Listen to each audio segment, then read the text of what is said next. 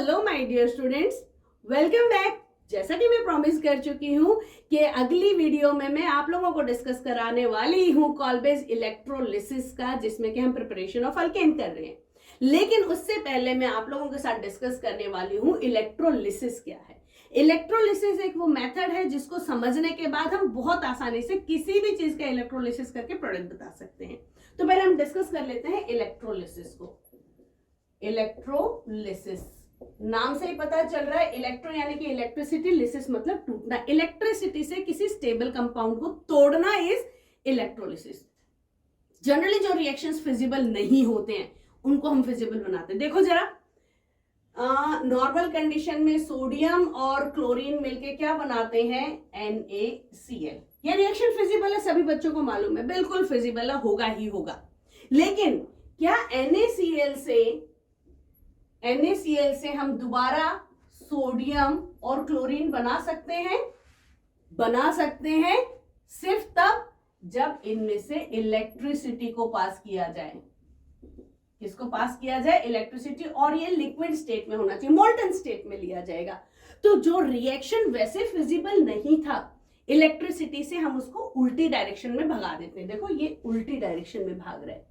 कैसे होता है इस प्रोसीजर को देख लेते हैं जरा। अभी देखो, इसी को मैं सेल बना करके तुम्हारे साथ डिस्कस करने वाली हूं।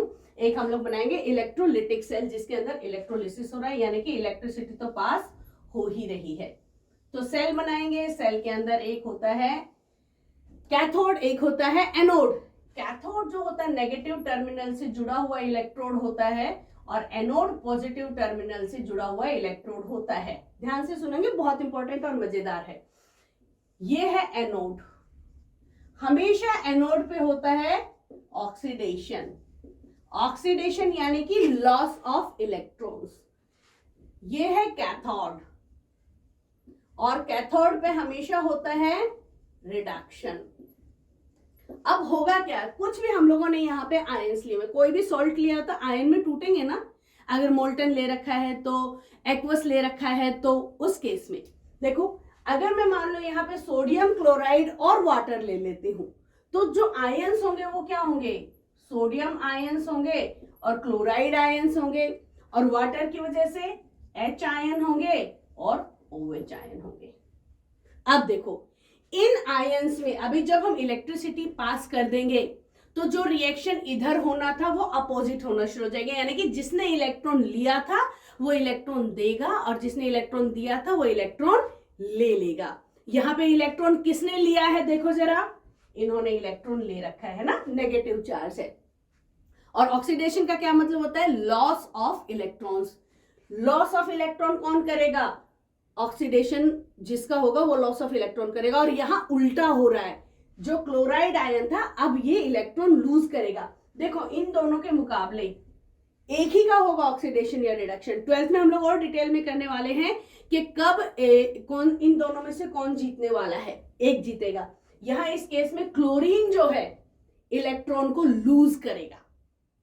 क्लोराइड आयन, क्लोरीन नहीं सॉरी, तो यहां पे जो क्लोराइड आयन था ये इलेक्ट्रॉन लूज करके क्लोरीन का एटम बना देगा। वेरी अनस्टेबल है ना।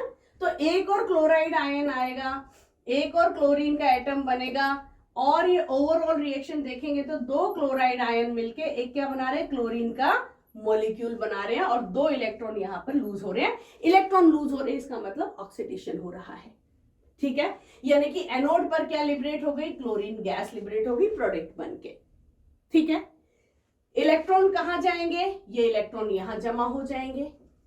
अगर इलेक्ट्रॉन यहां जमा है तो इस इलेक्ट्रोड पे नेगेटिव चार्ज ज्यादा हो जाएगा, यानी कि पोटेंशियल डिफरेंस क्रिएट हो जाएगा। अब ये इलेक्ट्रॉन्स पोटेंशियल डिफरेंस क्रिएट होने की वजह से यहां मूव कर जाएंगे, किस तरफ? कैथोड की तरफ।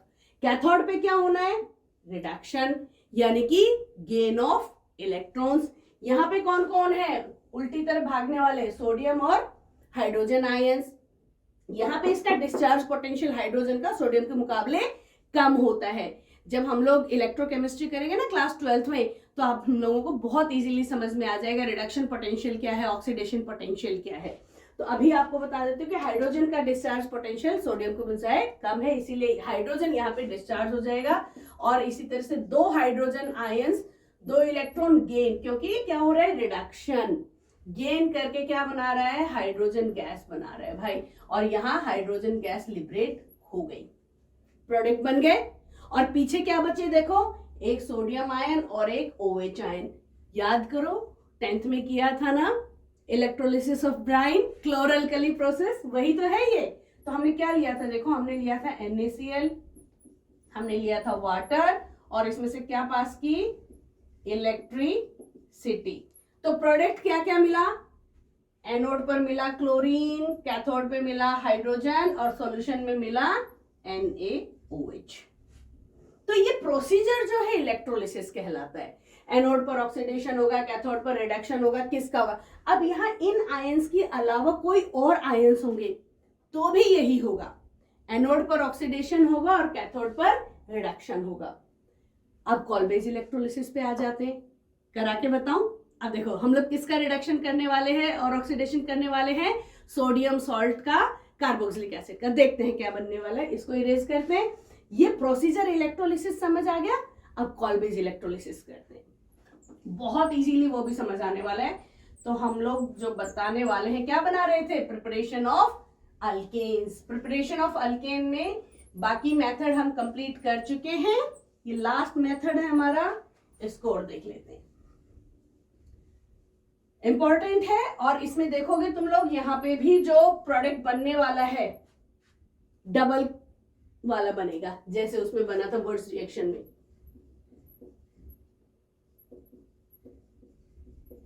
कॉल्बेज इलेक्ट्रोलिसिस, सेल बना देते हैं, समझा देती हूँ, उसके बाद रिएक्शंस आप जो मैं लिखूंगी ना साइड में, वो रिएक्शंस यूज करने हैं। सेल बना लिया, कैथोड बना दी, एनोड बना दी, कैथोड को नेगेटिव टर्मिनल से जोड़ दो, एनोड को पॉजिटिव टर्मिनल से जोड़ दो। और हम लोग लेने क्या वाले हैं, कार्बोक्सिलिक एसिड का सॉल्ट। से फॉर एग्जांपल मैं ले लेती हूँ CH3COONA। बहुत अच्छे से मालूम है मेरे बच्चों को कि ये आयन टूटेगा यहां से, ये नेगेटिव आयन वाला और सोडियम पॉजिटिव आयन वाला अलग से हो जाएगा। हमने किस में लिया, वाटर में। वाटर में क्या हो जाएगा, H आयन पॉजिटिव और OH आयन नेगेटिव, ये रेडी हो जाएंगे। हमारे पास सॉल्यूशन में देखो CH3COO है, हमारे पास Na पॉजिटिव है, H पॉजिटिव है, OH। इसका तो तुम लोगों को मालूम ही है, सोडियम और हाइड्रोजन में से कौन, हाइड्रोजन का डिस्चार्ज पोटेंशियल कम है। तो यहाँ कैथोड पर क्या हो जाएगा रिएक्शन, कैथोड पर जो रिएक्शन होने वाला है, दो हाइड्रोजन ने 2 इलेक्ट्रॉन गेन किए, कहां से आए हैं अभी आप लोगों को मालूम है, ये हाइड्रोजन गैस बन गई। कैथोड पे ये होने वाला है, ये 2 इलेक्ट्रॉन आए कहां से, यहां, इसका हो रहा है ऑक्सीडेशन कहां, एनोड पे। और यहां पर भी देखो 2 CH3COO नेगेटिव, एक CH3COO नेगेटिव के पास 1 इलेक्ट्रॉन है एक्स्ट्रा, इसको लूज करेगा, 2 मिलेंगे तो कितने लूज होंगे, 2 इलेक्ट्रॉन लूज होंगे। और ये क्या बना रहे हैं, CH3COO प्लस 2 इलेक्ट्रॉन। ये रिएक्शन हो रहा है, समझ में आ गया। ये वाले 2 इलेक्ट्रॉन तो चले जाएंगे कहां, इसको रिड्यूस करने के लिए। लेकिन ये जो प्रोडक्ट है ना, दिस इज वेरी अनस्टेबल। क्या है, अनस्टेबल है। ये फिर से टूट जाएगा, किसमें देखो जरा, ये CH3 फ्री रेडिकल में प्लस CO2 में टूट जाएगा। CO2 तो स्टेबल है, ठीक है। अब देखो अपने पास CO2 तो लिबरेट हो गई, सॉल्यूशन में कौन सा रह गया, CH3 फ्री रेडिकल रह गया। इस तरह के फ्री रेडिकल कितने रह जाएंगे, बहुत सारे। इस वाले में ही 2 आ जाएंगे, इस वाले में 2 CH3 फ्री रेडिकल आ जाएंगे। अब तुम्हारे को नजर आ रहा है ना क्या कंपाउंड बनने वाला है, ये CH3 क्या बना देगा, देखो जरा, CH3 क्या बन गया, इथेन बन गया। हम अल्केन का प्रिपरेशन ही तो कर रहे थे। अगर हम लोगों ने यहाँ पे CH3 की जगह क्या लिया होता, C2H5, तो क्या हो जाता, ब्यूटेन बन जाता है ना। ओवरऑल देखते हैं पूरा का पूरा हमारे पास प्रोडक्ट्स क्या क्या आ रही है, देखो जरा, यहां लिख लेती हूं मैं, CH3COONA प्लस वाटर, और इसमें से क्या पास किया हम लोगों ने, इलेक्ट्रिसिटी। इलेक्ट्रिसिटी को हमने पास किया, 2 मॉलिक्यूल्स लगे इसके CH3CO के, है ना, 2 मॉलिक्यूल्स लगे। इलेक्ट्रिसिटी में हमारे पास क्या बन गया, एक तो बन गया CH3 और क्या बना, CO2 बना, बहुत बढ़िया। और क्या बना, हाइड्रोजन बना। और देखो सॉल्यूशन में भी कुछ बन रहा है क्या, यस, ये सॉल्यूशन में एक और बन रहा है एंड दिस इज NaOH। अपने को इन चीजों से मतलब नहीं है, हम लोग क्या बनाने वाले थे, अल्केन की प्रिपरेशन हमारे लिए इंपॉर्टेंट थे, हम अल्केन की प्रिपरेशन देख रहे थे। देखो अगेन यहां पर भी जितने हम लोगों ने वो लिए थे, कार्बन का अल्काइल ग्रुप लिया था उससे डबल का बना। इसमें भी मीथेन नहीं बन सकती क्योंकि जो सबसे छोटा फ्री रेडिकल है वो क्या है, मिथाइल है। कम से कम 2 मिथाइल ग्रुप तो ऐड होंगे ही होंगे, 2 मिथाइल ग्रुप ऐड होंगे तो क्या बनेगा, इथेन बनेगा। होपफुली अब आपको ये वाला टॉपिक बहुत अच्छे से समझ में आ गया है, कॉल्बेज इलेक्ट्रोलिटिक मेथड, जिससे हम क्या कर रहे हैं, अल्केन का प्रिपरेशन कर रहे हैं। अभी भी अगर आपको कोई बात समझ में नहीं आई है तो मैसेज ड्रॉप कर देना मुझे, मैं डेफिनेटली आप लोगों को समझा दूंगी और क्लियर हो जाएंगी चीजें। बहुत इजी है चीजें अगर एक्सप्लेन्ड अच्छे से हो तो। टाइम ज्यादा वेस्ट नहीं करना है, कॉन्सेप्ट मेरे से करो, किताब उठाओ, कॉपी उठाओ, पेन उठाओ और प्रैक्टिस करो, यही तुम्हारे को जीत दिलाने वाली है। तक आप लोग इसको मास्टर कर लो और डिस्क्रिप्शन बॉक्स में जरूर देखना, ढेर सारे क्वेश्चंस मिलेंगे, सॉल्व करना हेल्प करेंगे आप लोगों को। मिलती हूँ अगली वीडियो में, till then stay happy and good bye.